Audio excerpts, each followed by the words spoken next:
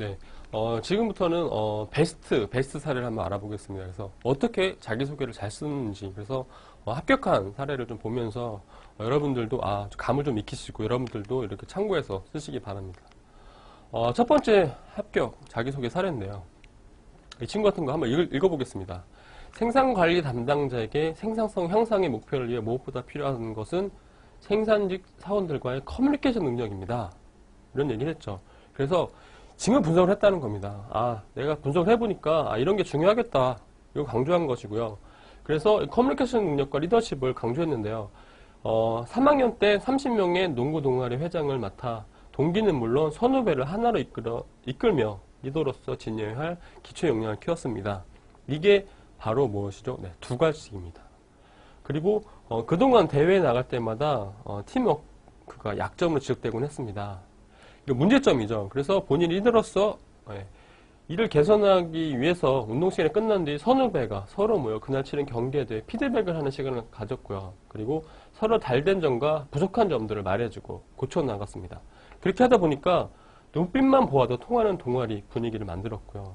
그래서 이런 팀워크 성과로 이어졌다고 합니다.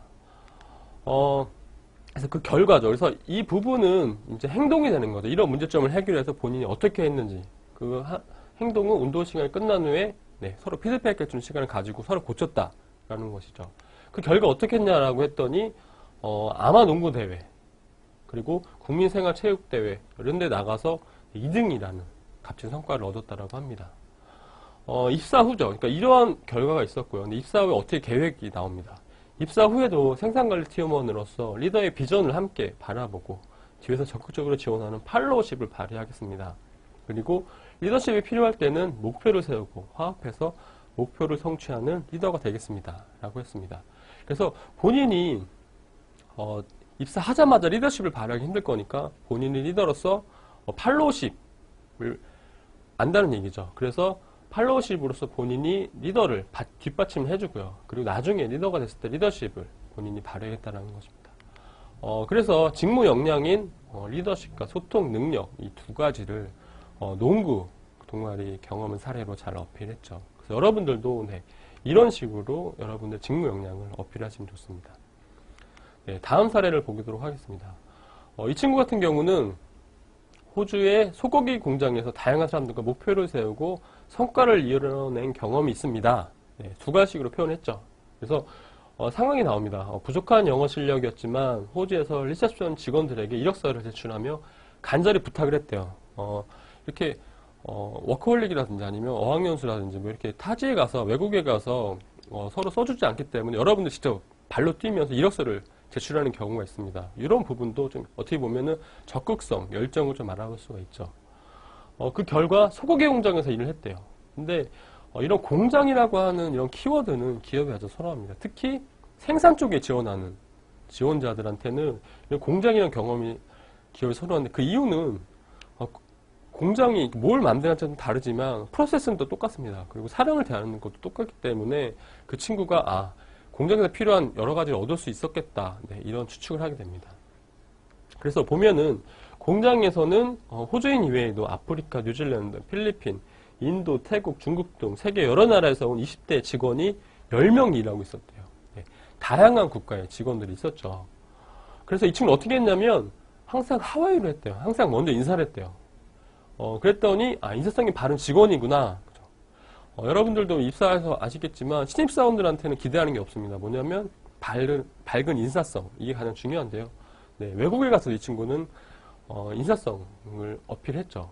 그리고 그 다음에는 자재 준비를 위해서 작업장 내부뿐만 아니라 실외 작업자들과도 친분을 쌓았대요. 그래서 이런 자세를 6개월 후에 호주인 정규직만 해오던 생산관리 업무를 또 하게 되는 거죠.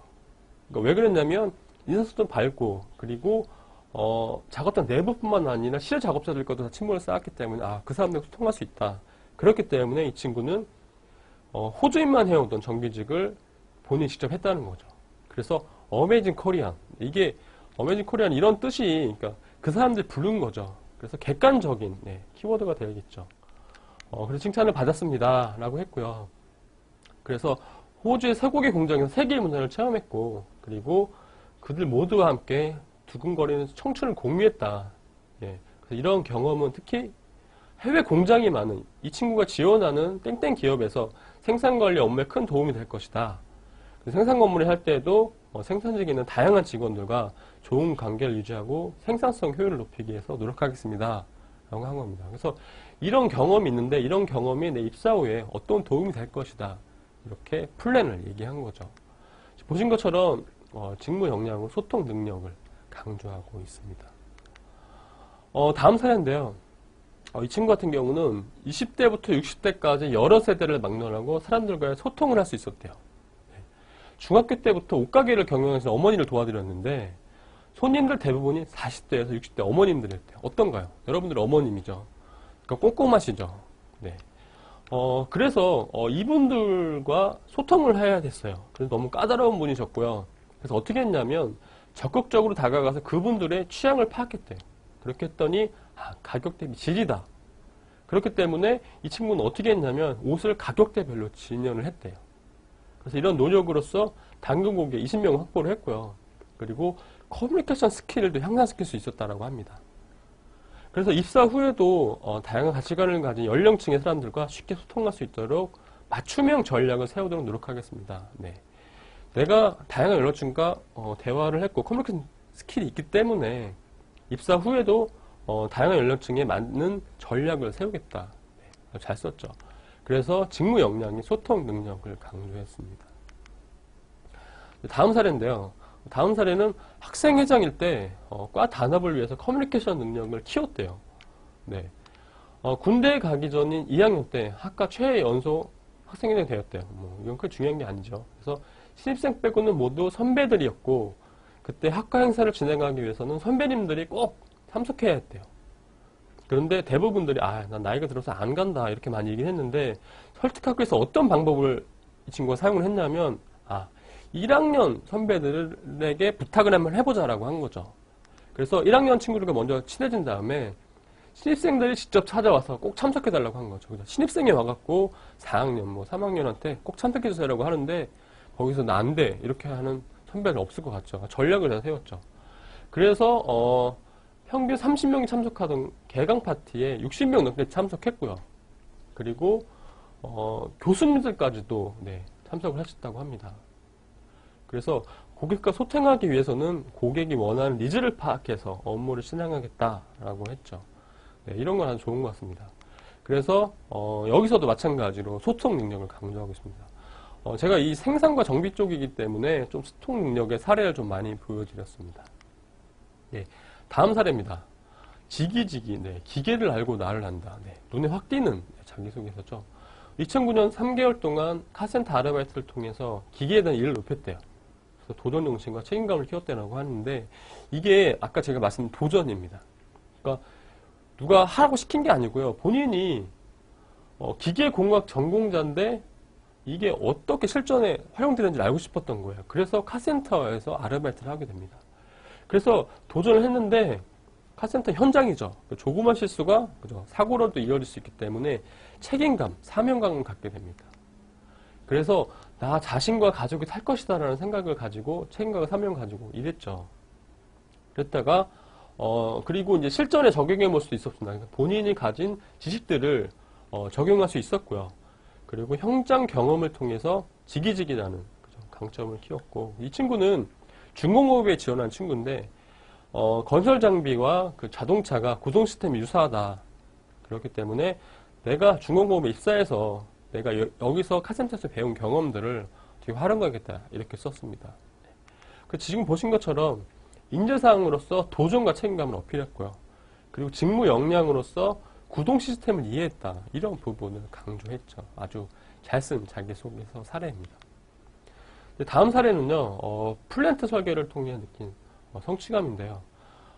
대학교 때 플랜트 설계 지식을 쌓기 위해서 10여 차례 프로젝트를 진행했대요. 그래서 전공 과목 중 생산 자동화 수업을 통해 공장이 운영되는 과정을 공부했고요. 특히 PLC 제어 실습을 진행했는데요. 본인은 소프트웨어, 테스트크죠. 소프트웨어 설계를 했고 직접 코딩도 했고 직접 플랜트를 직접 만들었다는 거예요. 이 플랜트는 뭐냐면 공장을 운영했다라는 거죠.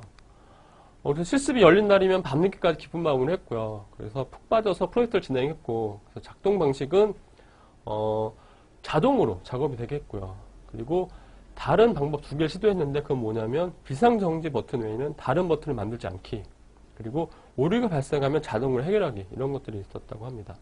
그래서 원하는 대로 작동을 시켰을 때 성취감을 느꼈고요. 그리고 창의적인 아이디어를 가지고 기술을 가지고 플랜트 기술 자동화 부분에서 중요한 역할을 하고 싶다고 했습니다. 그래서 본인이 학과 프로젝트를 진행하면서 직접 플랜트 경험을 쌓았고요. 그리고 본인이 지원하는 플랜트 운영하고 기술 그쪽에서도 본인이 이런 경험을 바탕으로 업무에 도움이 될 것이다 라고 강조를 하고 있습니다.